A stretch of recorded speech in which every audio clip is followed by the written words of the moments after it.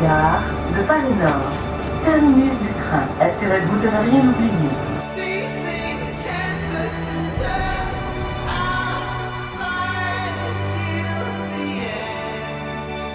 Est-ce que vous pouvez faire un clap, s'il vous plaît?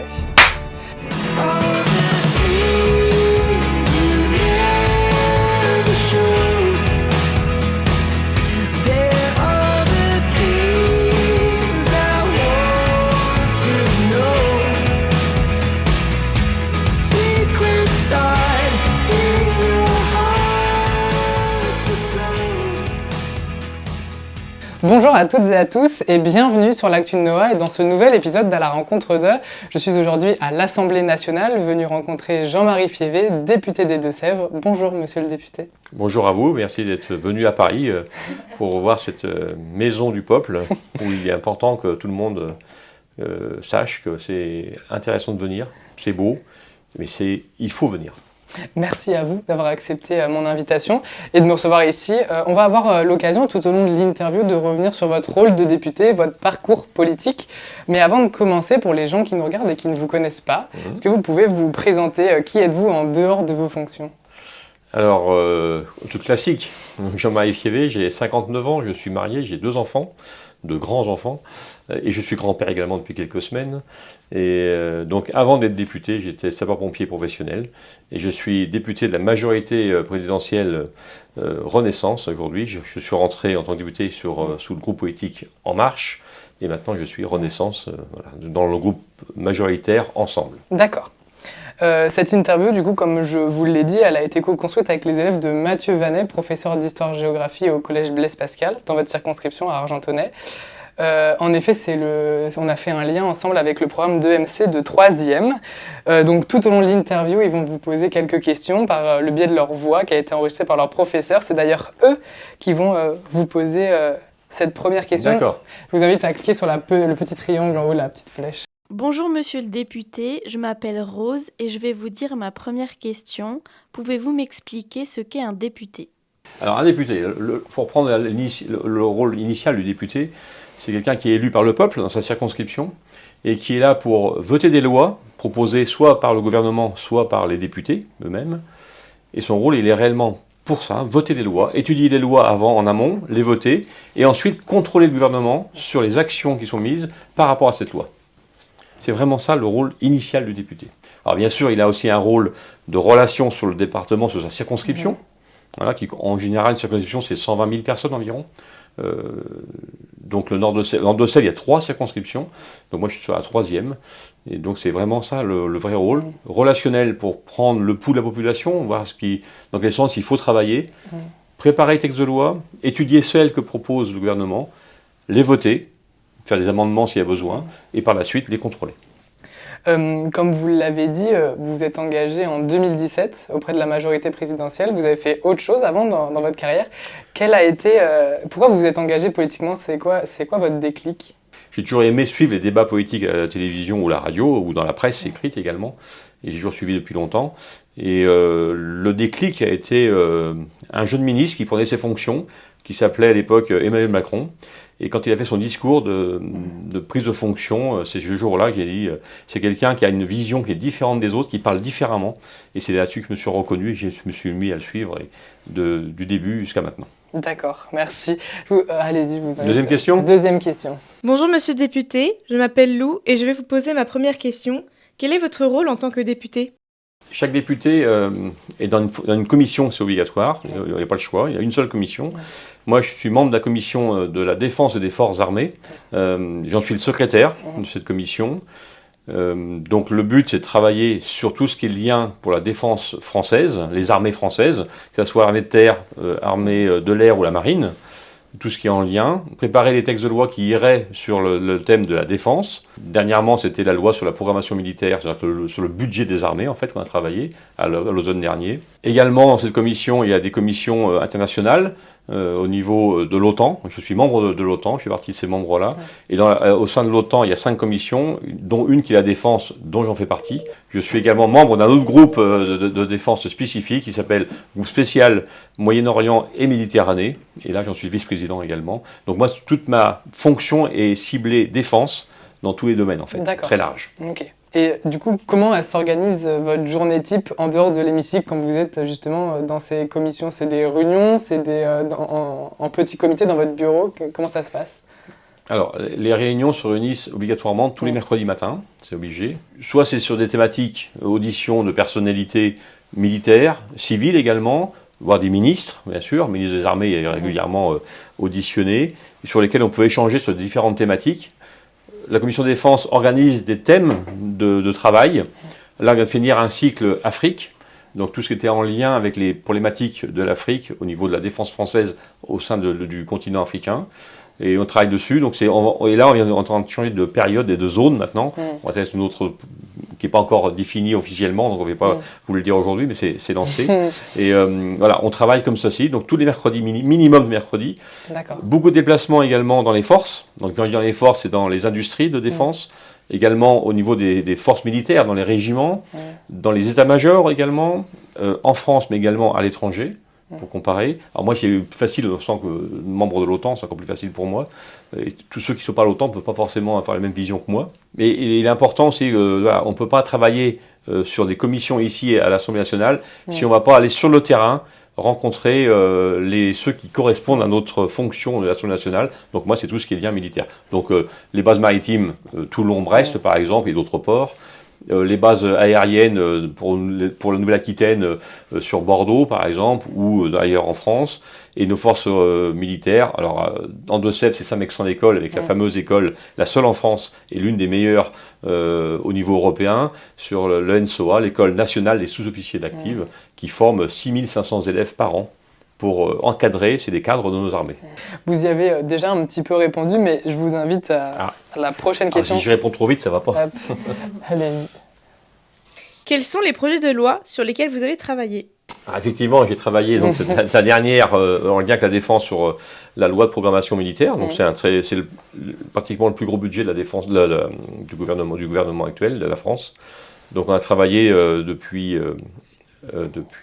plusieurs mois en amont sur cette loi pour aboutir avec le ministre, beaucoup d'échanges au ministère régulièrement, pour vraiment, et chacun dans des différents domaines, comment on pouvait amener cette augmentation de budget qui est conséquent aujourd'hui, et comment on peut l'amener pour le défendre dans le texte par rapport aux oppositions politiques qui ne seraient pas forcément d'accord avec cet argent, avec cette proposition de montant. Donc c'est vrai que c'est un petit peu compliqué, donc il faut se préparer dans tous les domaines, pour se dire, voilà, pourquoi on fait ça déjà, pour qu'on nous-mêmes comprenne bien pourquoi on le fait, que c'est aussi de l'argent de l'État, c'est de nos impôts à nous, donc il faut aussi de justifier cet achat, pourquoi est-ce qu'on fait ça, pourquoi il nous faut tant d'argent pour nos armées, dans quel sens nos armées vont l'utiliser, parce que c'est ça aussi, c'est-à-dire qu'on ne peut pas donner des milliards d'euros pour se dire, faites ce que vous voulez, quoi. Non, il faut aussi que ça soit bien ciblé, on vous donne de l'argent, il faut l'utiliser le mieux possible, il faut l'utiliser comme il faut, pardon, pas comme il faut, et nous on doit le contrôler que c'est bien utilisé. Voilà. Et il faut aussi se préparer à ce que nos opposants politiques ne soient pas d'accord avec nous, c'est le but de la démocratie, et c'est très important justement que les opposants puissent débattre, se dire pourquoi vous faites ça, nous on ne voit pas ça comme ça, il faut échanger, le justifier, et chacun dans son domaine le justifie, et voilà, après on vote, pour que tous les députés qui sont présents votent en connaissance de cause. Alors nous, quand on est sur le texte, on connaît le texte par cœur, mais les autres députés qui sont dans l'hémicycle, qui ne sont pas sur ces commissions-là, ne connaissent pas forcément le texte. Donc ils nous font confiance. Donc il faut bien qu'on sache leur expliquer le mieux possible, et bien sûr c'est le rôle aussi des opposants de faire la même chose dans l'autre sens, pour dire ça va pas, c'est trop d'argent, ou c'est pas assez, ça dépend des choses, ou alors c'est pas utilisé dans la bonne direction, il faut mieux aller dans ce sens-là que là, mais c'est à nous de nous battre pour dire que c'est notre idée la meilleure, celle du gouvernement c'est la meilleure, celle du ministre c'est la meilleure, et il faut voter dans ce sens-là. Et c'est ce qui s'est passé au mois de l'année dernière, en fin d'année. Comme vous le disiez, les débats parlementaires dans l'hémicycle, ça peut être un petit peu houleux entre les oppositions. Comment est l'entente entre les parlementaires en dehors de l'hémicycle? Est-ce que vous échangez entre différents groupes politiques? Comment ça se passe? Il y a toujours des échanges, c'est normal, c'est simplement c'est du relationnel entre humains, on va dire, entre guillemets. Effectivement, il y a des échanges avec certains, pas avec tout le monde, parce qu'on ne peut pas non plus... mais il y a des échanges, c'est important d'échanger avant, en amont, ou après également, parce qu'aujourd'hui, il faut expliquer, il faut aussi expliquer, pas que dans l'hémicycle, expliquer aussi avant le texte. Là, on peut échanger, discuter avec des collègues, ou même ces collègues qui nous suivent, où on est en même sur les déplacements Par exemple, commission défense, si on va visiter un régiment, donc il y a aussi soit inviter tout le groupe politique représenté dans la commission de la défense et des forces armées. Et là, on peut discuter justement pourquoi il faut faire ci, qu'est-ce qui est bien, pas bien. C'est le but, il est là. Il n'y a pas que l'hémicycle, il y a aussi avant l'hémicycle et après l'hémicycle. Vous avez été sapeur-pompier, comme vous l'avez dit quand vous êtes présenté. Vous êtes aujourd'hui d'ailleurs, selon votre page Wikipédia, toujours le premier sapeur-pompier à avoir été élu député en France.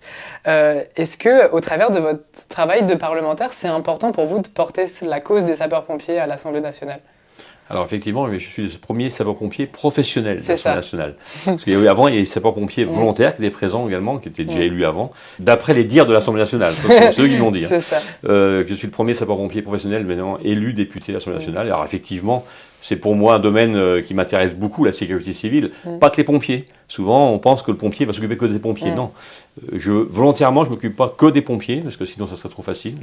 Moi, je m'occupe plutôt de l'ensemble des acteurs de la sécurité civile, c'est-à-dire les pompiers qui soient professionnels, qu'ils soient volontaires, qu'ils soient militaires.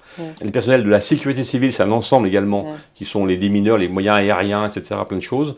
Mais également les associations de sécurité civile, ceux qu'on voit des fois, qui viennent balayer la maison qui a été inondée, par exemple, c'est des bénévoles qui viennent après la catastrophe, ou après l'intervention qu'il y a à faire. Ils viennent donc seconder la population, aider la population, alors que les pompiers rentrent dans leur caserne, parce qu'il faut aussi continuer les autres interventions, eux. Donc une fois qu'ils ont fini cette intervention-là, il faut aussi aider la population. Donc c'est l'ensemble des moyens qui est intéressant. Alors que ça soit au niveau national, au niveau européen, parce qu'aujourd'hui on a une force européenne de protection civile qui est très importante, et également au sein aussi, il faut travailler dessus, et moi je travaille beaucoup dessus actuellement, sur la sécurité civile au sein de l'Union pour la Méditerranée, tous les pays qui sont autour du bassin méditerranéen, justement pour mettre ensemble les forces pour pouvoir venir aider la population s'il y a une catastrophe ou s'il y a simplement une crise, parce qu'une catastrophe ou une crise, c'est pas la même chose. Et donc, on l'a vu dernièrement, il y a 2 ans en Turquie, un tremblement de terre où il y a eu 52 000 morts. Un autre tremblement de terre au Maroc, il y a quelques mois. Il y a eu des feux de forêt sur la Grèce cette année. Ils ont évacué 30 000 personnes d'une île. Ça représente un travail phénoménal. Et il faut travailler justement sur une force d'opposition pour éteindre les feux, pour répondre à la population. Donc c'est la force de la sécurité civile dans son ensemble. Et c'est un domaine que je travaille, mais plus globalement que les sapeurs-pompiers. Un député, vous êtes tout de même un élu local, un élu de la population. C'est pas la France entière qui vous élit. Comment votre travail il s'articule du coup entre Paris et les Deux-Sèvres ? C'est assez complexe. Que les semaines ne se ressemblent jamais en fait. Alors, on va dire les grandes lignes. Les grandes lignes, que ça dure, une semaine dure 7 jours, c'est très très court. Et les journées ne durent que 24 heures et il faut trouver le meilleur créneau pour tout faire ce qu'on a à faire. Alors, mon planning, moi, il est organisé à peu près en moyenne, on va dire comme ça. Le lundi, je suis donc dans la circonscription, dans le nord de Sèvres. Le lundi matin, on prépare la semaine passée avec mes collaborateurs et collaboratrices. Les dossiers qui ont été passés, ceux qui vont venir, les prises de rendez-vous et tout ce qu'on doit affiner par rapport au planning, c'est très très important. L'après-midi, je reçois beaucoup de personnes en rendez-vous pour plein de dossiers différents. Et ensuite, le mardi, mercredi et jeudi, je suis généralement sur Paris, ici à l'Assemblée, donc soit dans l'hémicycle pour les textes de loi, soit également au niveau de la commission, c'est très important d'y être, ou également en rendez-vous avec vous, par exemple, comme aujourd'hui, voilà, ou dans les ministères, ou ailleurs, selon la demande, et ça n'arrête jamais. Et je repars sur le nord de Sèvres, en général, le jeudi après-midi ou jeudi soir, et je fais vendredi, samedi en circonscription, soit pour inaugurer des lieux qui sont tout nouveaux, rénovés, tout neufs, ou des fêtes comme bientôt...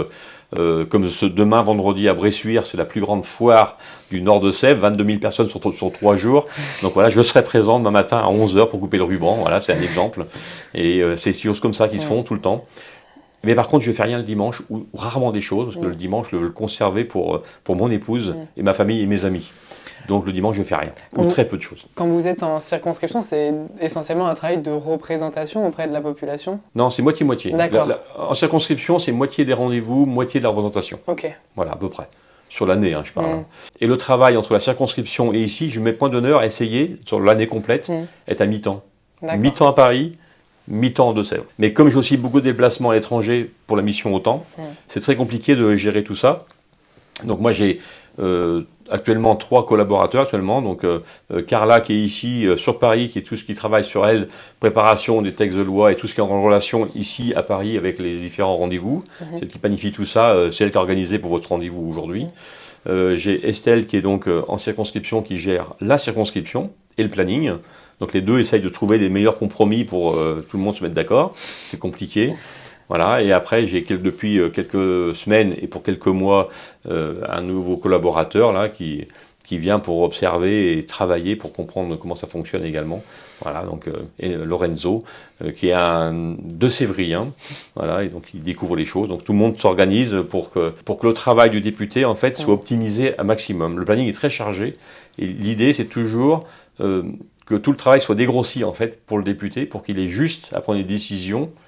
Le député prend des décisions et anticiper en fait tous les déplacements, tout ce qu'il y a à faire et toutes les préparations qu'il y a dans tous les domaines, que ce soit la commission, que ce soit en rendez-vous, il faut que mes fiches soient prêtes pour pouvoir interpeller le ministre ou interpeller la personne qui m'a invité ou pour un échange, que toutes ces fiches-là soient prêtes. C'est du travail de fourmi, mais hyper important. Et le rôle du député, c'est vraiment optimiser le temps au maximum. Une question plus d'actualité. Le 4 mars dernier était un jour un petit peu historique, tout de même pour la Ve République, qui a modifié sa constitution pour la première fois depuis 2008, en y inscrivant les termes suivants. La loi détermine les conditions dans lesquelles s'exerce la liberté garantie à la femme d'avoir recours à une interruption volontaire de grossesse. C'est une avancée majeure pour les luttes féministes, un texte qui a été longtemps porté par la gauche. C'est l'aboutissement d'un long combat initié par la génération de Madame Veil. Quelle est votre position aujourd'hui sur la question ? Alors déjà, il ne faut pas dire que c'était un petit peu historique. C'était réellement historique et très historique. Il faut bien rectifier les choses. Moi, je suis un militant pur et dur du droit de l'égalité homme-femme, que je pense qu'il n'y a pas, chez les pompiers, on était à égalité. Donc il faut continuer dans cet homme-là. Donc cet événement est vraiment marqué dans la Constitution. Le droit à l'IVG, c'est quelque chose de fantastique. C'est un événement mondial, pour le dire carrément, parce que nous, la France, on est le premier pays à se dire on veut que les femmes choisissent ce qu'elles veulent. Et ça, c'est important. Aujourd'hui, on parle toujours des droits de l'homme, qui sont, on ira voir tout à l'heure ensemble, qui sont gravés dans le marbre, justement, de l'Assemblée nationale. Mais en même époque, il y a aussi les droits de la femme. Personne n'en parle. Après, aujourd'hui, l'inscription, c'est la liberté de recourir à l'avortement. C'est pas un droit. Est-ce que vous pensez qu'il y a une suite possible ? Ça revient au même. Aujourd'hui, l'État n'est pas forcé de mettre en œuvre tous les moyens nécessaires pour que la femme puisse recourir à l'avortement. Un médecin peut lui dire non. C'est tout de même différent, liberté et droit. Mais c'est différent, mais le fait de le mettre dans la Constitution, c'est pas un texte de loi, enfin, le mettre dans la Constitution. C'est se dire, sur l'idée, on veut absolument que les femmes choisissent ce qu'elles veulent, sans imposer. Après, il y a une loi qui a été créée pour ça, la loi sur l'IVG de Simone Veil, vous l'avez dit. Tout à fait. Mais on ne peut plus revenir en arrière maintenant. Non. Et quand on voit dans certains pays, le plus grand pays du monde, au niveau industrie, au niveau de plein de choses, c'est les États-Unis, qui, parce qu'il y a un président qui était un peu trop extrême droite, il est revenu en arrière sur le droit à l'IVG. Et le jour même, 15 États américains ont supprimé l'IVG. 15 États. C'est incroyable sur 50. C'est un truc de dingue. Le jour même, qui dit on va revenir en arrière. Alors que c'était un droit fédéral. C'est impensable. Et aujourd'hui, on le voit au niveau de l'Europe. La Pologne est revenue en arrière. Parce que le gouvernement a changé. Du gouvernement qui était d'extrême droite est revenu à un gouvernement de droite classique. Donc il est revenu en arrière la semaine dernière sur ce choix justement de l'IVG, qui était extrêmement important. Et on voit que c'est la Hongrie qui est toujours dans cette optique-là. Mais on ne peut pas faire ça. Aujourd'hui, on est en 2024. Quoi. On n'est plus au Moyen-Âge. C'est-à-dire que l'égalité homme-femme, mais c'est la base de la vie. Quoi. Il y a autant d'hommes que de femmes. Donc l'égalité doit être parfaite. Donc le fait de l'inscrire dans la Constitution, on va bloquer tous ceux qui demain... On peut toujours la revenir en arrière sur la Constitution, mais c'est beaucoup plus dur que de changer le texte de loi. Donc le fait, aujourd'hui, on pourrait dire, je ne peux plus toucher à la Constitution, par contre, je peux toucher au texte de loi. C'est vrai. Mais je pense que, et j'espère que si un jour ça se passe, les Françaises seront dans la rue. Et les Français Et moi j'y serai, je peux vous l'assurer. Mais si un jour un gouvernement veut revenir là-dessus, mais il faut se mettre en grève générale. Quoi. C'est pas pour moi, c'est pas autrement. Pas autrement. Pourtant, vous l'avez évoqué en octobre 2022, le retour en arrière des États-Unis. Oui. À la suite de ça, une première proposition de loi constitutionnelle avait été proposée à l'Assemblée nationale et le Sénat et l'Assemblée nationale n'avaient pas réussi à se mettre d'accord à l'époque pour le faire inscrire dans l'IVG, dans la Constitution, Oui. pardon. Est-ce que en 2 ans, sur le plan politique, il y a eu une évolution des consciences? Mais c'est le but de l'Assemblée, justement, c'est faire évoluer les consciences des députés. C'est-à-dire, entre nous, on débat, on discute, on n'est pas forcément d'accord sur le moment, mais on se rend compte de ce qui se passe ailleurs et on se dit, mais nous, on lâche pas et on va faire ça, on veut le faire absolument. Ça aurait très bien pu ne pas fonctionner. Hein. Faut dire, faut pas faire trop aussi. Là, ça partait bien dans le bon sens, et tant mieux, et j'en suis très heureux, moi. Mais ça aurait pu aussi ne pas se faire aussi. Mais il faut pas se poser des questions. C'est fait, et c'est fantastique. Mais effectivement, il y a des textes, il faut du temps. Il faut du temps. Il y a d'autres textes qui vont venir, qui sont en étude depuis des années. La France doit garder ce leadership d'un pays des droits de l'homme, très important, pour vraiment que les autres pays fassent comme nous. Moi, j'espère que l'Europe va prendre à bras-le-corps de l'inscrire aussi dans la Constitution européenne, que l'IVG est la liberté de chacun de choisir. La charte européenne. La charte européenne, tout à fait. Et j'espère que ça va se faire très très vite. Je ne sais pas si ça va se faire, il faut que tous les pays soient d'accord sur le choix. Mais je pense qu'ils n'auront pas trop le choix non plus de s'y mettre. Il faut juste laisser un peu de temps pour que tout le monde se mette dans le bain, mais il va falloir y venir, quoi.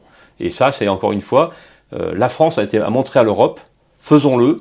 Aujourd'hui, en quelques jours, beaucoup de pays, oui, on va le faire, de l'Union européenne, on va le faire.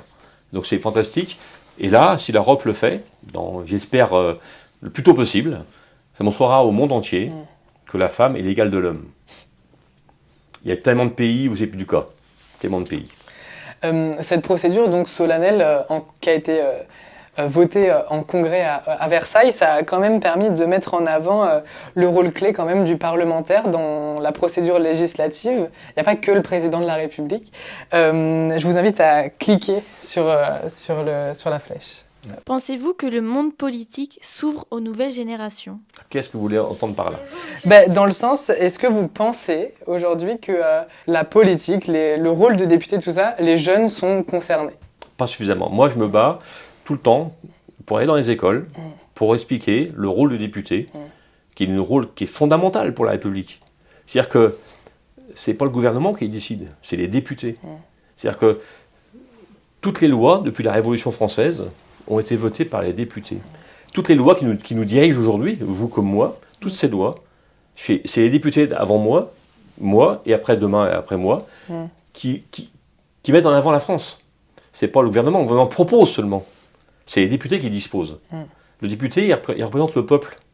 Je vous représente dans vos circonscriptions, même si les gens n'ont pas voté pour moi, mais je représente quand même l'ensemble de la circonscription. Et ce droit de vote, c'est le droit le plus puissant au monde. Et souvent, on l'oublie. Le plus puissant au monde, c'est le droit de vote. Mais il faut l'utiliser à bon escient. C'est certain. Et pour ça, il faut expliquer à la population pourquoi ce droit de vote est puissant, en fait. Et on ne le fait pas suffisamment. Et moi, je mets un point d'honneur quand je suis invité dans les écoles, et j'adore aller dans les écoles pour expliquer le rôle du député, expliquer la politique en général, et que la politique, aujourd'hui, il faut que tout le monde le prenne à bras-le-corps, chacun par rapport à ses idées. Parce qu'en France, on a une chance incroyable, on a le droit de choisir ce qu'on veut, de faire ce qu'on veut au niveau politique. On n'est pas imposé. Des pays, ils n'ont qu'une ligne de conduite. Hein. Vous en sortez, vous disparaissez. On le voit bien, malheureusement, dans les pays, on va dire l'URSS, bon, m'en cacher, l'URSS ou la Chine, c'est très compliqué. Hein. Mais nous, on a ce droit d'aller manifester, ce droit de dire on n'est pas d'accord. Mais ça, c'est la politique. Et la politique, c'est très très important. Et je regrette que nos jeunes, aujourd'hui, ne prennent pas à bras-le-corps ce droit de vote qui forme une puissance phénoménale qu'on sous-estime. Les femmes ont le droit de vote que depuis 1944, ils l'ont exercé pour la première fois en 1945, le droit de vote. On est en 2024, c'est pas vieux, hein. C'est pas vieux du tout, hein. Et c'est dommage que la France n'ait pas mis ça avant en place. Avant la Deuxième Guerre mondiale, les femmes n'avaient pas le droit de divorcer, les femmes n'avaient pas le droit d'ouvrir un compte en banque. Mais aujourd'hui, moi je me dis, mais comment on a pu être aussi bête à cette époque-là? Pas possible, quoi. C'est pour ça qu'il faut que vous, les jeunes, c'est vous qui demain ferez la France. Hein. Moi je ne serai plus là, hein, donc c'est vous qui la ferez la France. Mais c'est à vous, moi, mes enfants, mes petits-enfants, et vous tous, de donner cette impulsion, cette direction à la France, qu'est-ce qu'on en veut. Ça, c'est vous de décider. Moi aussi, tant que je pourrais voter, bien sûr, Laissez à vous en votant. Et c'est facile de dire après, on n'est pas d'accord avec ceux qui sont au gouvernement. Mais ceux qui peuvent dire ça, c'est seulement ceux, on ne le saura jamais, qui ont été votés. Ceux qui ne votent pas, ils n'ont aucun droit pour moi. Ils n'ont qu'une façon de voir les choses. C'est se dire, j'aurais dû aller voter. Parce que je ne suis pas d'accord avec ce qui se passe, mais j'aurais dû aller voter.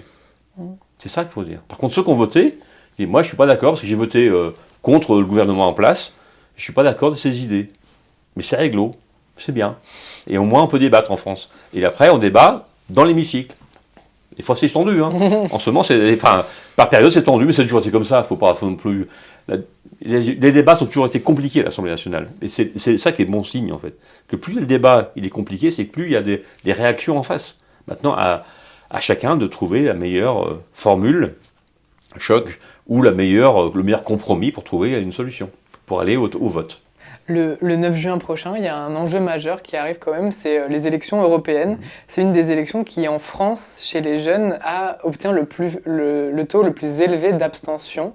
Comment, selon vous, on peut engager la jeunesse dans cette démarche d'aller voter pour les européennes, parce que c'est une élection qui détermine quand même beaucoup de choses en France, même si ça peut paraître un petit peu lointain. Pas qu'en France, toute l'Europe. Dans toute l'Europe, mais c'est important. C'est pas, les législatives, c'est important pour la France, mais les européennes tout autant. Comment, selon vous, on peut concerner les jeunes sur cette question des élections européennes ? Personne ne sait vraiment à quoi sert l'Europe, en fait. Pourtant, tous les jours, on utilise des choses qui ont mis l'Europe en place. Et ça, on n'en parle pas jamais, quoi. Après, le vrai problème, c'est est-ce que nos députés européens, qui n'ont pas le temps, malheureusement, est-ce qu'on les connaît ? Moi, je les connais, certains, pas tous, hein, ils sont beaucoup. J'en connais quelques-uns seulement, des Français, quelques-uns, mais on ne les connaît pas suffisamment sur le terrain, en fait. Moi, pour qu'on connaisse le député local, il faut qu'il aille sur le terrain serrer des mains, comme je dis souvent. Il faut que les députés européens, ils viennent sur le terrain, de temps en temps, pour expliquer sa fonction et son rôle. Aujourd'hui, c'est pas le cas. Alors, c'est nous, hommes politiques, essayons de mettre en valeur l'Europe, parce que moi, je suis un pro-européen, mais depuis que je suis gamin. L'Europe, pour moi, c'est l'aventure, c'est l'avenir du continent. Il n'y a pas de solution. C'est-à-dire qu'un pays seul, la France seule n'est rien, en fait. On est un petit pays, la France. Un beau pays, très énergique, très puissant, mais un petit pays à l'échelle du monde. Il faut voir ça à l'échelle du monde tout le temps. Et la France, c'est 68 millions d'habitants. Donc on dit c'est énorme comme chiffre. Mais quand on compare avec le reste du monde, on n'est rien. On n'est rien. L'Europe, c'est 550 millions d'habitants. L'Union européenne, pardon. C'est 550 millions d'habitants. Ça, c'est la plus grande puissance économique du monde, c'est l'Union européenne. Personne ne le sait. On est plus puissant que les Américains. La différence, c'est qu'eux ont une unité de pays qu'on n'a pas encore en Europe. Et pourtant, dans l'avenir, dans quelques décennies, l'Europe sera le pilier du monde. L'Union européenne sera le pilier du monde. Et c'est ça qu'il faut expliquer aux gens. Et alors justement, vous, j'espère que vous l'expliquerez.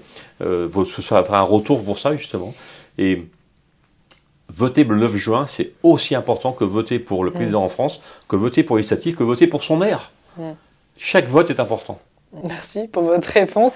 Une nouvelle question des élèves, une question que tout le monde se pose un petit peu. Moi aussi alors. Vous allez avoir la réponse, j'espère. Avez-vous un lien institutionnel avec le président de la République ? Le président de la République, je le connais. On le rencontre régulièrement. On échange régulièrement. Maintenant, est-ce que je suis un ami du président de la République ? Non, je suis un député du président de la République. Voilà, on échange sur des thématiques. Voilà. Est-ce que vous auriez une anecdote à nous raconter, quelque chose qui s'est déroulé durant votre mandat et qui vous a marqué ? Il y en a plein d'anecdotes, mais alors ça va être compliqué de trouver en quelques secondes une anecdote comme ça. Échanger le président de la République, voilà. J'ai une anecdote, mais je vais pas vous la... Enfin, j'ai une anecdote aussi. Le président m'a demandé un jour comment ça se passe chez toi dans ta circonscription. Alors qu'il y avait X députés, il a poussé des ministres pour venir me voir, quoi. Voilà, c'est un truc qui pour moi m'a marqué, quoi. C'est-à-dire qu'il écarte des ministres qui sont devant lui, moi je suis derrière pour me dire comment ça se passe dans sa circonscription. Voilà, pour moi c'est une belle anecdote qui m'en rappelle toute ma vie, je pense. Je vais rester sur celle-là. J'en ai plein d'autres sinon, mais je vais rester sur celle-là. Est-ce que vous auriez quelque chose à dire pour conclure cette interview ? Pour conclure, d'abord je vous remercie déjà de prendre la tâche vers moi pour justement qu'on puisse échanger sur la politique, c'est très important. Et j'espère qu'une chose, c'est que tous les citoyens, les jeunes citoyens qui vont voir ce reportage, j'espère que demain ils iront voter pour ce qu'ils veulent. Mais qu'ils iront voter pour la France. par rapport à leurs idées, par rapport à leurs convictions, tout en réfléchissant, se dire, mon vote, il faut que ça soit important pour la France dans 40 ans. Souvent, les hommes politiques, ils voient à court terme. Ils voient à fin de mandat. On dit souvent ça. Mais si on aime la France, on la voit dans 40 ans, la France. Qu'est-ce que je veux pour ma France dans 40 ans? Qu'elle soit leadership du monde, l'Union européenne, ou qu'elle soit rien. Ou qu'elle soit ce que je voudrais. C'est ça qu'il faut se dire. Mais il faut réfléchir, quand on fait un bulletin de vote, quand on vote, c'est je vote parce que je voudrais que ma France, la France, que l'Union européenne ou que le monde, il est dans 40, 50, 100 ans, cette vision-là, et le but est atteint, il est là. Donc je vote en connaissance de cause pour que la personne à qui je mets mon bulletin de vote, pour un jeune qui vote, il a cette vision de la France dans 40 ans. La référence, c'est 40 ans. Avec bien sûr, il y a des zones intermédiaires après. Mais au moins 40 ans. Qu'est-ce que je veux dans 40 ans? Dans 40 ans, vous voulez une maison, je pense, une famille. C'est ça, je pense. Vous ne savez pas, vous n'avez pas réfléchi à ça. Non. Parce que là, je vous perturbe. Et pourtant, c'est ça la vie. La vie, c'est ça. C'est, vous avez 20 ans, qu'est-ce que je veux dans 40 ans? Quand j'aurai 60, je veux quoi quand j'aurai 60 ans? Vous voyez actuellement à la fin de vos études. Qu'est-ce que je vais faire l'année prochaine? Qu'est-ce que vous allez faire l'année prochaine? Mais c'est normal, ça. Mais ce qui va vous amener demain, à la fin de vos études, dans 40 ans, ça va m'ouvrir des portes. Et à un moment, il faudra que je prenne une décision pour atteindre mon objectif de 40 ans, ou de 50 ans, de 60 ans, pour avoir, en arrivant à la retraite, une maison, des enfants, des familles, etc. Et ça, c'est des portes qui s'ouvrent, en fait. Il faut faire le choix. Pas facile, hein. Parce que vous êtes jeune, et tant mieux, profitez-en. Profitez de la vie, faites-vous plaisir. Il faut deux choses qu'il faut retenir. C'est je me projette à 40 ans, et je vote. Eh ben merci en tout cas, Monsieur Fievé. N'oubliez pas, comme on l'a dit, c'est très important de vous inscrire sur la liste électorale pour aller voter le 9 juin. C'est un scrutin déterminant pour la France et pour l'Europe. Un seul tour. Et un seul tour, voilà. Merci à toutes et à tous d'avoir suivi cette interview sur l'Actu Note. N'hésitez pas à vous abonner si cette vidéo vous a plu et à me faire part de votre ressenti dans l'espace commentaire. Vous pouvez également me retrouver sur les réseaux sociaux pour ne rien rater de mon actualité. À très vite.